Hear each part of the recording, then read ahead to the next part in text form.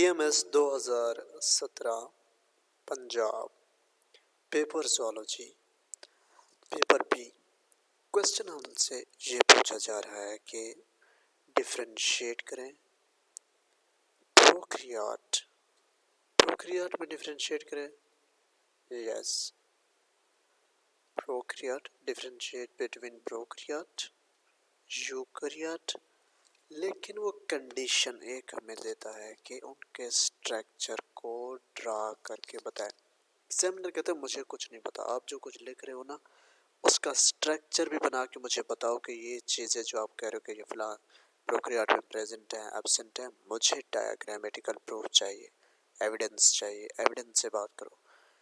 तो एविडेंस से बात करेंगे, डायग्राम बना के देंगे, लेकिन हम लिखेंगे क्या, थ्योरेटिकली क्या लिखेंगे। तो सबसे पहले कुछ सजेशन है कि हमने इस तरह के पेपर अटेम्प्ट करने के लिए जब हम डिफरेंशिएट वाले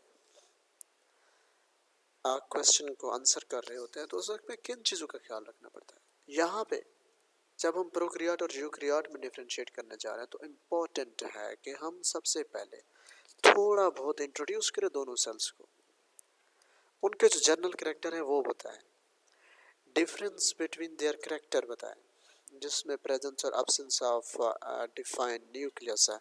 ये सबसे मेजर कैरेक्टर है कि एक में प्रेजेंट है न्यूक्लियस, दूसरे में प्रेजेंट नहीं है, ये हमने बताना है।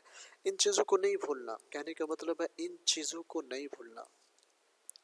प्रोकैरियोट और यूकैरियोट में मेम्ब्रेन बाउंड ऑर्गेनेल्स कहाँ है, किस में है, कौन से हैं, कितने हैं, ये बताने हैं। Organisation of genetic material DNA कहाँ पे प्रेजेंट है, न्यूक्लियस में है, साइटोप्लाज्म में स्कैटर्ड है, ये बताना है। प्रेजेंस और एब्सेंस ऑफ सेल वॉल बतानी है हमें, सेल वॉल की प्रेजेंस और एब्सेंस बतानी है। सरफेस स्ट्रक्चर के बारे में, सेल के जो सरफेस स्ट्रक्चर है उसके बारे में बताना है। इसके बाद भी इम्पोर्टेंट है कि हमें आंसर, जब हम आंसर दे रहे हो हमें अपने बात में क्लियर होना चाहिए कि हम एग्जामिनर को कहें कि हम ठीक है, हमें पता है, हम आपसे ये बात कर रहे हैं, हमें पता है, हम कंसाइज हैं, क्लियर हैं, अपने पॉइंट ऑफ व्यू को लेके हम आपको स्ट्रक्चर बना के भी देंगे, हम आपको एक्सप्लेन करके भी देंगे। तो इस चीज़ को हम लेके चलेंगे। इनिशियली ये है कि डायग्राम बनाना है, इलस्ट्रेशन, मतलब हमने इलस्ट्रेट करने के लिए अपने पॉइंट को डायग्राम से हम उसको इलस्ट्रेट करेंगे, अपने पॉइंट को मज़ीद मजबूत के बनाएंगे कि आर्गूमेंट्स को। तो सबसे पहले जनाब प्रोकैरियोट और यूकैरियोट दो मेन टाइप्स ऑफ सेल्स हैं जो कि लिविंग ऑर्गेनिज्म में पाई जाती हैं। Prokaryotic cells are simpler than eukaryotic sales.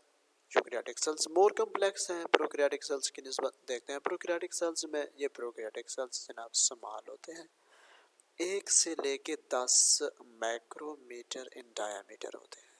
Have a simple unicellular structure, लफ्ज़ याद रखें यूनिसेलुलर, मतलब इनका जो स्ट्रक्चर है वो यूनिसेलुलर है, सिंपल है, 1 से लेके 10 माइक्रोमीटर में इनकी डायामीटर होती है और ये स्मॉल होते हैं।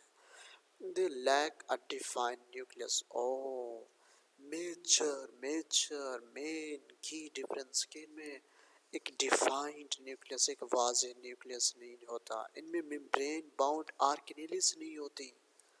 ओहो भाई याद रखो इस पॉइंट को कि ना ही डिफाइंड न्यूक्लियस मौजूद है, ना ही डिफाइंड मेम्ब्रेन बाउंड ऑर्गेनेल्स मौजूद है। एक खासियत है प्रोकैरियोटिक सेल्स की। जेनेटिक मटेरियल की बात करें तो contain with in a single circular chromosome located in cytoplasm. Cytoplasm में सिंगल और सर्कुलर क्रोमोसोम है, उसी में जेनेटिक मटेरियल मौजूद है। जब न्यूक्लियस है ही नहीं तो हम क्यों कहें कि न्यूक्लियस में जेनेटिक मटेरियल मौजूद है। जिसमें न्यूक्लियस है उसके न्यूक्लियस में जेनेटिक मटेरियल मौजूद होता है। अब प्रोकैरियोट एक रिजिड सेल वॉल इसमें मौजूद होता है, सेल वॉल यहाँ पे है, प्रोकैरियोट में एक रिजिड सेल वॉल है जो कि पॉलीपेप्टाइडोग्लाइकन से मिलकर बना हुआ होता है। प्रोकैरियोट में रिजिड सेल वॉल है जो कि पेप्टाइडोग्लाइकन से मिलकर बना हुआ होता है। इसका फ़ायदा क्या है? इसका फ़ायदा ये है कि ये प्रोकैरियोट्स को स्ट्रक्चरल सपोर्ट प्रोवाइड करता है, प्रोटेक्शन देता है।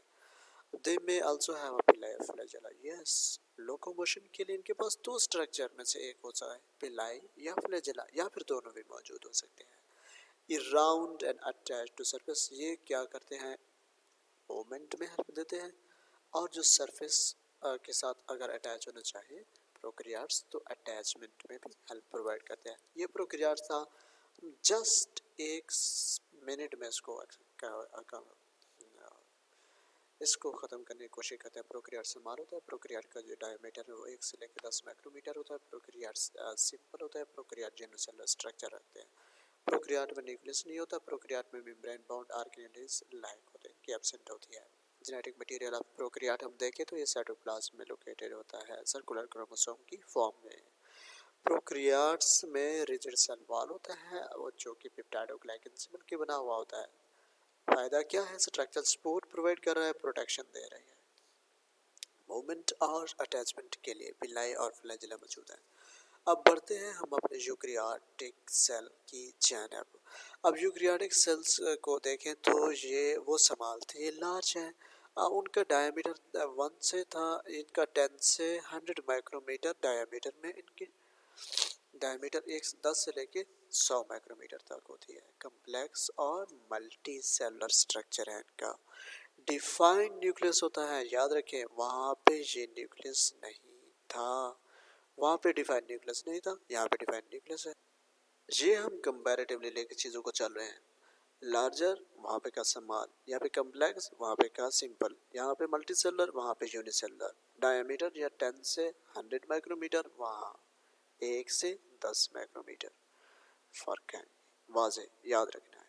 वहाँ पे डिफाइंड न्यूक्लियस नहीं था, वहाँ पे मेम्ब्रेनस बाउंड ऑर्गेनेल्स नहीं थे। जेनेटिक मटेरियल होगा, अब न्यूक्लियस है तो जेनेटिक मटेरियल भी इसी में होगा। विच ऑर्गेनाइज्ड मल्टीपल लीनियर क्रोमोसोम, इसमें मल्टीपल लीनियर क्रोमोसोम थे, वहाँ पे सर्कुलर क्रोमोसोम की फॉर्म में मौजूद था। तो नीचे आ जाए। अब यूकैरियोटिक सेल्स में मेम्ब्रेन बाउंड ऑर्गेनेल्स हैं, प्रोकैरियोटिक सेल में ये नहीं थे, याद रखें। माइटोकॉन्ड्रिया हो गया, क्लोरोप्लास्ट हो गया, एंडोप्लाज्मिक रेटिकुलम हो गया, जो कि स्पेसिफिक फंक्शन परफॉर्म करते हैं, और ये मेम्ब्रेन बाउंड ऑर्गेनेल्स है। जब हम कहते हैं कि यूकैरियोट में मेम्ब्रेन बाउंड ऑर्गेनेल्स प्रेजेंट है तो हमें एग्जामिनर को बताना है कि माइटोकॉन्ड्रिया मेम्ब्रेन बाउंड ऑर्गेनेल है, क्लोरोप्लास्ट मेम्ब्रेन बाउंड ऑर्गेनेल है, एंडोप्लाज्मिक रेटिकुलम एक मेम्ब्रेन बाउंड ऑर्गेनेल है। वहाँ पे जब हमने कहा कि एब्सेंट है तो मतलब नहीं है कोई, तो हम बता नहीं रहे थे, बता नहीं सकते थे।